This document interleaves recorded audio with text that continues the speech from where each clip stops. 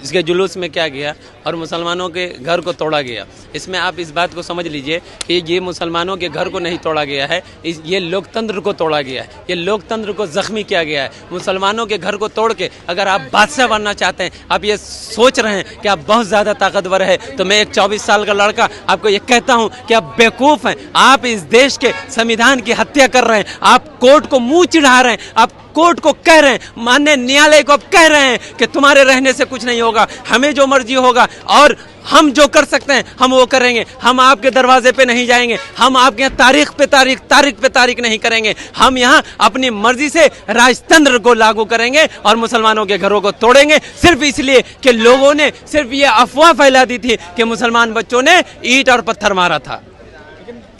मध्य प्रदेश के गृह मंत्री नरोत्तम मिश्रा कहते हैं, तो यही तो हम कह रहे हैं आपको भाई साहब, यही कर वो कानून, वो अपना कानून बना के माननीय न्यायालय को मुंह चिढ़ा रहे हैं, माननीय न्यायालय को बोल रहे हैं कि हम आपको नहीं मानते हैं। माननीय न्यायालय से ये एकदम दो टूक कर रहे हैं कि हमें न्यायालय जाने की जरूरत नहीं है, हमें जो फैसला करना होगा हम यही करेंगे और यही लोगों को जो है ये सजा देंगे। हम तारीख पे तारीख या ट्रायल या जज की हमें कोई जरूरत नहीं है, हम ही कोर्ट हैं और हम ही जज हैं और हम ही फैसला सुनाएंगे। ये लोकतंत्र की हत्या है। माननीय न्यायालय को सोचनी चाहिए, मुसलमान से ज्यादा माननीय न्यायालय को सोचना चाहिए कि माननीय न्यायालय के सामने माननीय न्यायालय हाई कोर्ट और माननीय न्यायालय सुप्रीम कोर्ट, माननीय न्यायालय लोअर कोर्ट को सोचना चाहिए कि माननीय न्यायालय होने के बावजूद भी किस तरीके से लोकतंत्र की हत्या करके मुसलमानों के घर को तोड़ा गया।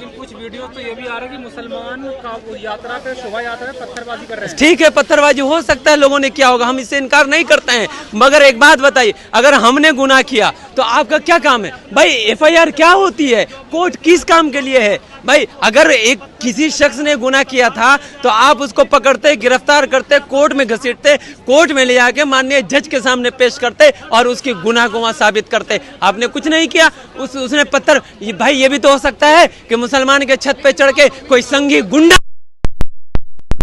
पत्थर फेंकाओ, कौन जानता है? कोई जानता है? जब तक आप माने, और मैं तो ये कहना, मैं सीधा मध्य प्रदेश की सरकार पे ये आरोप लगाता हूं कि वो अपने संगी गुंडों के जरिए से मुसलमान के घर पे संगी गुंडों को भेज के वहां से पत्थर मरवा के मुसलमान को बदनाम करने की कोशिश की है। ये मध्य प्रदेश की सरकार की एक सोची समझी साजिश है कि मुसलमान को सिर्फ बदनाम करने के लिए। अजान अगर लाउड स्पीकर में ना हो तो क्या आपत्ति होनी चाहिए मुसलमान? भाई साहब, हमें कोई आपत्ति नहीं है, लाउड स्पीकर पे अगर अजान हो रही है तो आपको क्या आपत्ति है? भाई साहब, अगर आपको लगता है कि अजान देने से आपके नींद में खलल हो रही है तो आप शादी में देखें कितना जोर से डीजे बजाते हैं लोग। अब देखें हैं अभी दशहरा पूजा हो रहा है, हफ्ता 10 दिन तक डीजे बजेगा। कभी मुसलमान ने कुछ भी बोला जी कि आपको नहीं बजाना चाहिए? भाई हर इंसान, ये हिंदुस्तान खूबसूरत क्यों था और क्यों है? सिर्फ इसलिए है कि हर धर्म, हर मजहब के लोगों को ये आज़ादी है कि आप का धर्म जिस चीज़ की इजाज़त देता है अब उस काम को कीजिए। हम लोग कर रहे हैं, हम भाई आज़ान दे रहे हैं। अगर आपको भी ये है कि हम हनुमान चालीसा वो करेंगे, पढ़ाएं, आप 5 टाइम चलाइए, हमें क्या दिक्कत है?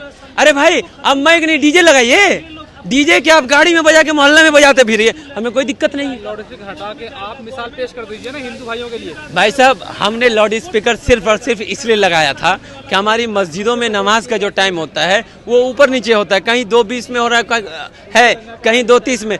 1 मिनट 2 मिनट का अजान होता है कि भाई जो मुसलमान नमाज पढ़ने वाले हैं वो सुन के नमाज पढ़ने के लिए आ जाएं, उससे उसका क्या नुकसान है? टेक्नोलॉजी का जमाना है, फोन में अलार्म। भाई साहब, हर मस्जिद का टाइम अपना अपना अलग अलग होता है और टेक्नोलॉजी का जमाना है। हम आपको क्या बोल रहे हैं? हमने इससे पहले आपको क्या बोला कि ये देश खूबसूरत क्यों है? ये देश खूबसूरत सिर्फ इसलिए है कि इस देश के अंदर हिंदू, मुसलमान, बौद्ध, जैन, पारसी, हर मजहब के लोगों को आज़ादी है कि आप सुकून से रहिए, आपका मजहब जिस तरह। अच्छा, आज आप हमको बोल रहे हैं, कल हमारे हिजाब का मुद्दा उठा था ना, आपको मालूम होगा। और अभी कुछ दिन पहले एक यूट्यूब पे जो है वीडियो चल रहा था, कृपाल साहब, एक लड़की जो है सर पे पगड़ी बांध के गई थी, कृपाल साहब जो होता है सिखों के यहाँ, उसको भी उस लड़की के साथ में बर्बरता की गई। एक मेट्रो स्टेशन का आप देखे होंगे, ये था, ये क्या नाम कहते हैं, पंजाबी भाई था, उनके भी जो है कृपाल साहब के साथ में बदतमीजी। ये तो सब के मुसलमान तो एक बहाना है, लोकतंत्र का कत्ल करना है, असल रीजन ये है। मुसलमान लाउड स्पीकर से आप लोग नहीं हटा रहे हैं, हम कम कर दे रहे हैं ना, हम वॉल्यूम का मान्य आप नहीं समझ। 2013 में केस हुआ था कि नहीं? 2018 में केस, माननीय न्यायालय ने क्या बोला? माननीय न्यायालय ने ये बोला कि आप आवाज को कम कर दीजिए। भाई हम कम कर दिए हैं, क्या दिक्कत? माहौल बिगाड़ने की कोशिश हो रही है। मस्जिद के सामने अगर हनुमान चालीसा का पाठ होगा 5 टाइम लाउड स्पीकर लगा के, वो कौन मुसलमान कर रहा है? अरे भाई बंद कर देना लाउड कौन, क्यों बंद कर दे? माननीय न्यायालय बोल रहा है। अरे माननीय, आज आप हमको बोल रहे हैं लाउड स्पीकर बंद कर दीजिए, कल बोलिएगा दाढ़ी मत रखिए, परसों बोलिएगा कि आप जो कुर्ता पजामा जो है आप ये मत पहनिए, तो हम क्या क्या नहीं करेंगे? लोकतंत्र में है ना जी, राजतंत्र में नहीं है ना? है क्या क्या बंद करवाइएगा बताइए आप हमको, है क्या क्या बंद कर? हम जिस गांव से आते हैं भागलपुर, मेरा बिहार में घर है, मेरा बिहार भागलपुर में घर है।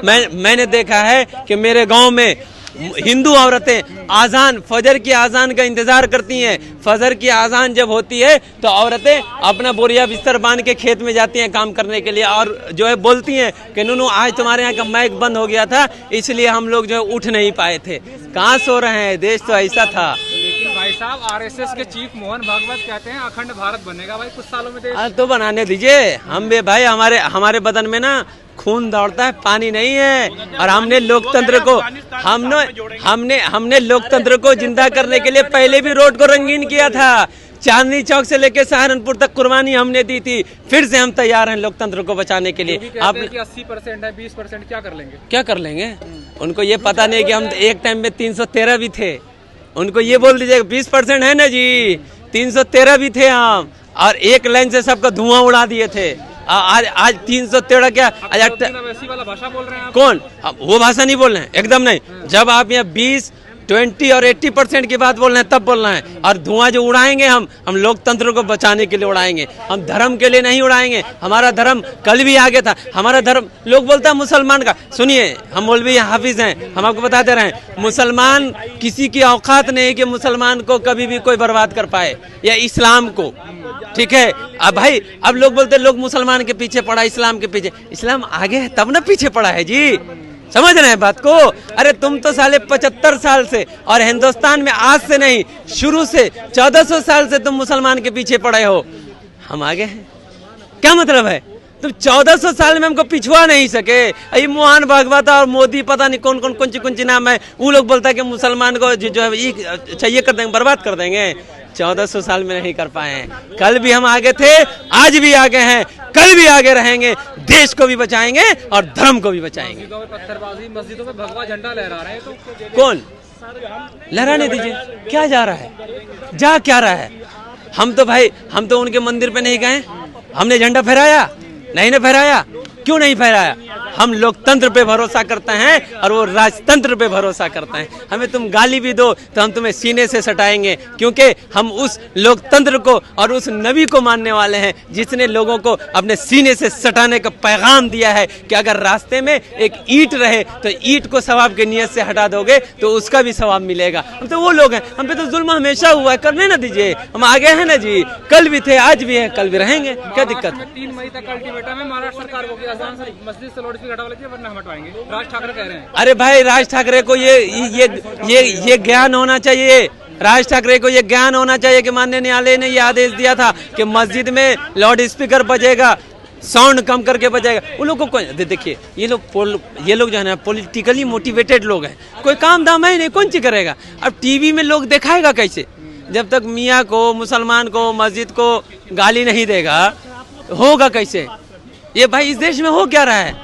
गांव मूत्र, गांव हत्या, ये वो फलना ढिमा का रोजगार की बात होती है। राज ठाकरे कितना बड़ा बेशरम है। महाराष्ट्र में, पूरे हिंदुस्तान में और महाराष्ट्र में जो है पूरा बेरोजगारी छाई हुई। कई गो सवाल पूछिए तो, कई गो सवाल पूछे, एको को पूछे हैं जी? नहीं पूछे, मगर क्या लाउड स्पीकर नहीं बजाइएगा? काहे कि कोई पूछ नहीं रहा है। जब गली का कुत्ता जो हम लोग के यहाँ होता है, जब बैठा रहेगा कोई नहीं पूछेगा ना, तो कोई जाकर के टांग मार देता है, थोड़ा सा भू भू करने लगता है। वैसे वो लोग हैं, कोई काम दाम है नहीं, जाकर के टोन मार दिया। अब सब टीवी वाला, पेपर वाला सब उछला रहे हैं बस। अब जय श्री राम नारा बोलने में क्या दिक्कत है? बिल्कुल हम बोल रहे हैं जय श्री राम, अब मोहब्बत से बोलवाइए, हम बोलने के लिए तैयार हैं।